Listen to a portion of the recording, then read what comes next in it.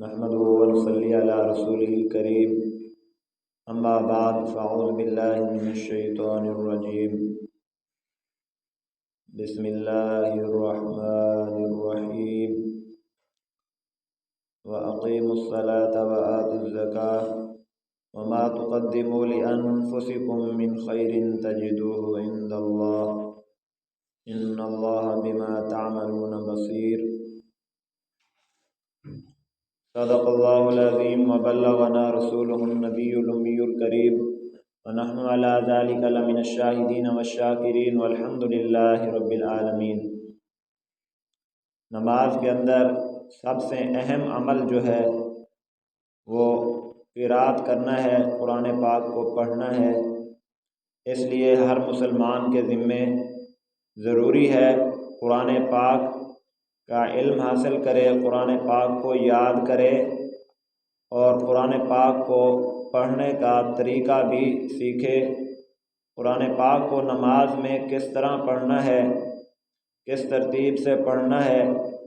یہ سیکھنا بھی ہر مسلمان کے ذمے ضروری ہے۔ اس لیے قرآن پاک میں جو سب سے اہم مسئلہ ہے نماز کے لیے وہ یہ ہے کہ قرآن پاک کو اسی طریقے اور اسی ترتیب کے ساتھ قرآن پاک کو ایک ہی طرف سے شروع کر کے نماز کے اندر پڑھا جائے۔ مختلف جگہوں سے قرات کرنا کیسا ہے، یہ سوال ہے کہ نماز میں ایک آدمی قرآن شروع کرتا ہے، سورۃ البقرہ سے اس نے شروع کر دیا، کچھ آیتیں پڑھیں، اس کے بعد کچھ آیتیں چھوڑ دیں، پھر کچھ آیتیں چھوڑنے کے بعد آگے کہیں سے جا کر قرآن پاک شروع کر دیا ایک ہی رکعت میں،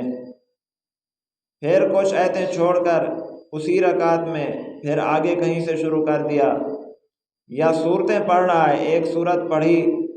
ایک رکعت میں اس کو ختم کر کے پھر آگے کئی صورتوں کا یا کئی آیتوں کا وقفہ دے کر ان کو چھوڑ کر پھر آگے کہیں سے شروع کر دینا، ایسا کرنا قرآن پاک کو اس طرح پڑھنا نماز میں یہ مناسب نہیں ہے۔ لیکن اگر کسی نے اس طرح کیا ہے تو نماز ہو جائے گی، لیکن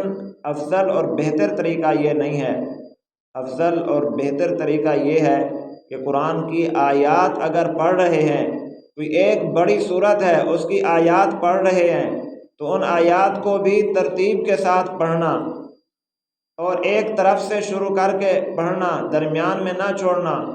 اور اگر صورتیں پڑھ رہے ہیں، ایک صورت، دو صورتیں، تین صورتیں ایک ہی رکعت میں پڑھ رہے ہیں، لمبی رکعت کر رہے ہیں،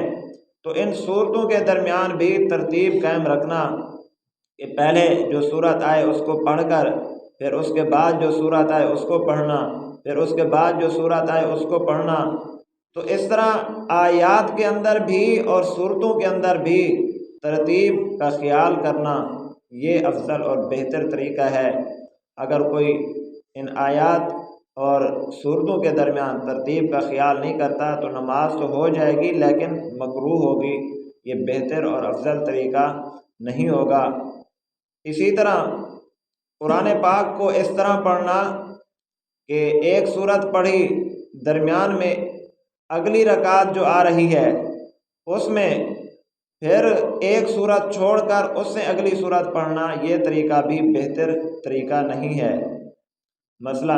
ایک آدمی نے الم تری کیف صورت پڑھی ایک رکعت میں، اب دوسری رکعت میں وہ لإیلاف قریش اس صورت کو چھوڑ کر صورت ارأیت الذی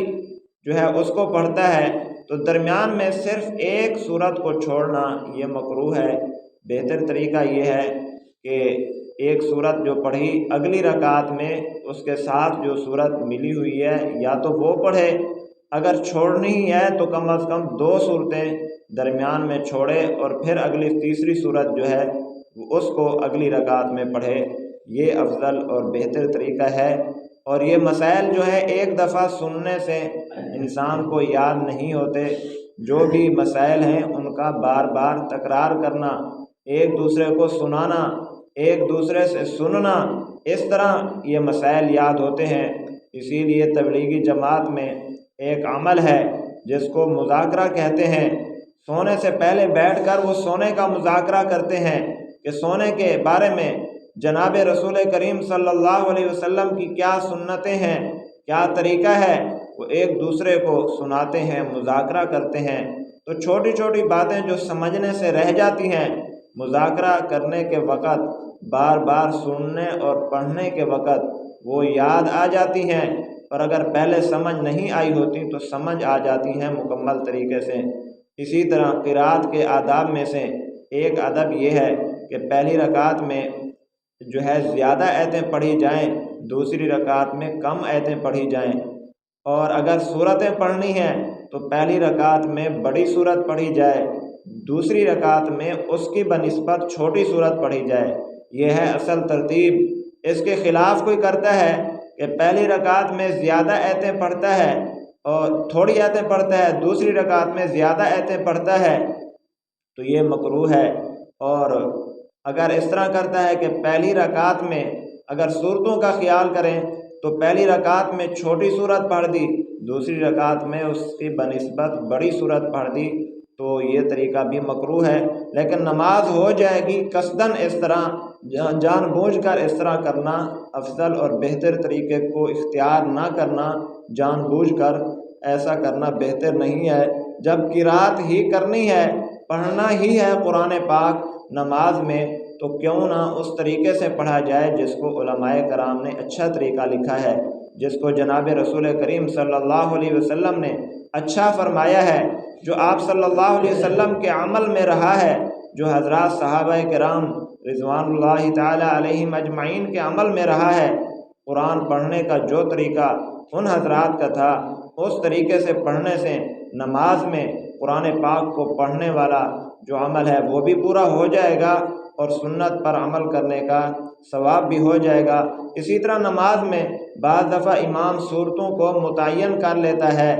कि जुमा की नमाज है तो उसमें मुतय्यन सूरतें ही पढ़ता है, उसके अलावा कोई और पढ़ता ही नहीं, या इसी तरह किसी और नमाज में सूरतें मुतय्यन कर देता है। जनाब रसूल करीम सल्लल्लाहु अलैहि वसल्लम ने जुमा की नमाज में ये अमल फरमाया है कि बाद सूरतों को बार बार पढ़ते थे, लेकिन ऐसा नहीं कि उसके अलावा कोई और सूरतों को पढ़ते ही नहीं थे। तो इसलिए आजकल भी इमाम को चाहिए कि सूरतें अगर मुतय्यन करे भी तो हर वक़्त उन्हीं को ना पढ़े, ताकि मुक्तदी ये ना समझ ले कि नमाज में इन सूरतों के अलावा बाकी सूरतें पढ़ ही नहीं सकते।